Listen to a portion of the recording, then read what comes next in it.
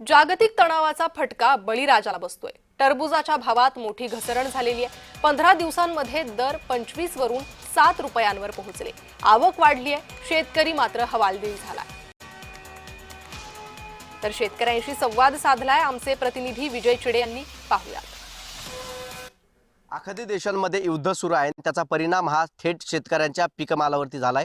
सध्या रमजानचा महिना सुरू आहे, त्यामुळे आता टरबूज शेतीला जे आहे ते सर्वाधिक मागणी असते। मात्र आता टरबूजाचं पीक जे आहे ते अवघ्या 8 दिवसामध्ये 25 रुपयावरून 7 रुपये किलोवरती गेलंय। त्यामुळे शेतकऱ्यांचा मोठा तोटा जो आहे तो यामध्ये झालेला आहे। सध्या माझ्या हातामध्ये हे जे आहे हे टरबूज आहे। या टरबूज जर बघितलं तर सध्या उन्हामुळे जे आहे ते खराब होऊ लागले आहे। तर दुसरीकडे आता दर देखील या टरबूजाला मिळत नाही, त्यामुळे आखाती युद्धाचा फटका जो आहे तो सर्वत्र शेतकऱ्यांनाच बसत असल्याचं पाहायला मिळत आहे। माझ्यासोबत काही शेतकरी आहेत, त्यांच्याशी बोलण्याचा प्रयत्न करूयात। किती तुम्हाला खर्च आला होता आणि युद्धाचा फटका कसा झाला, नेमकी टरबूज ट्रान्सपोर्ट झालं नाही की काय?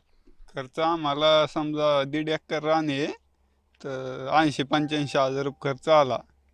आणि ते ज्यावेळेस आता याच्या आधी 15 दिवसापूर्वी 20-22 रुपये भाव होता, आता डायरेक्ट 6-7 रुपये भाव झाला। आणि तरी व्यापारी आहे ना, तो ह्या युद्धामुळे खऱ्या अर्थानं जो हा माल एकरी यांनी जे 85,000 रुपये खर्च केला, त्या 85च्या पलीकडे जाऊन त्याला 2-1 लाख रुपये तयार होणार होते, परंतु ते न होता आज त्याने केलेला खर्च सुद्धा त्याच्या खिशात येत नाही।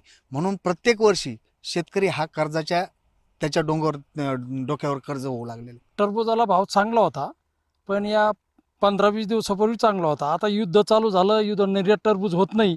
युद्धाचा परिणाम इतका झाला का हे शेतकऱ्याला तो मूळ खर्च केलेला खर्च सुद्धा निघणार नाही। टरबूज असेल किंवा इतर शेतीचा माल असेल तो इनपुट होत नाही, त्यामुळे आता दर देखील या शेतीमालाला जे आहे ते मिळत नसल्याचं आपल्याला पाहायला मिळत आहे। टरबूज असेल, खरबूज असेल, त्याचबरोबर केळी असेल, हे संपूर्ण पिके जे आहे ते आता बेभाव जे आहे ते शेतकऱ्यांना विक्री करण्याची वेळ शेतकऱ्यांवरती आल्याचे आपल्याला पाहायला मिळत आहे। कॅमेरा पर्सन संतोष शिरसाटसह विजय चिडे, पैठण। तर जागतिक तणावाचा फटका शेती पिकाला बसलेला आहे।